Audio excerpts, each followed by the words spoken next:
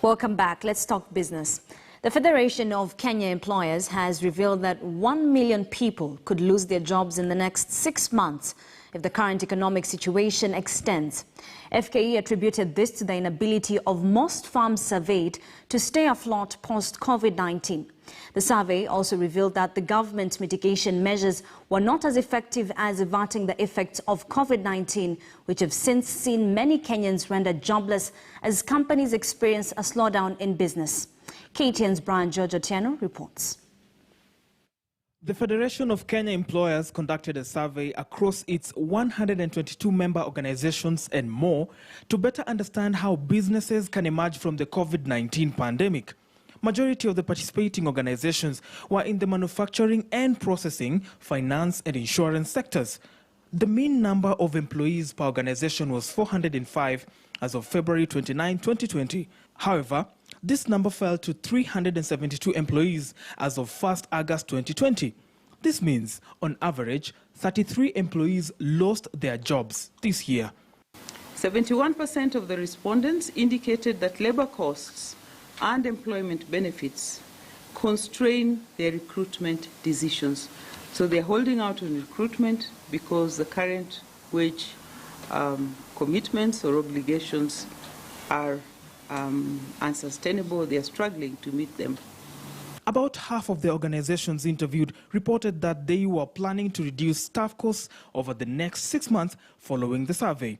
About 30% were not planning to reduce staff costs, while 19% were not sure.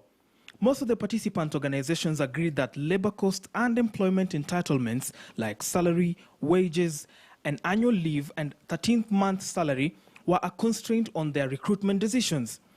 FKE asserts that organizations will most likely increase their work-from-home strategy due to an increase in technology use at the workplace. The state of readiness has to do with providing the tools for people to work digitally. Investing in equipment, because most employers have had to buy from laptops, the infrastructure. You have to avail the airtime for people to work from home. You have to be networked. You have to assure steady supply of network, and that's difficult. FKE CEO Jacqueline Mugo recommended that there is need to evaluate statutory labor costs as seen in salary cuts and deferrals, need for more than incentives and reduction of taxes from the government, embracing digital environment and more of automation. When does FKE say workers will be able to be paid 100%?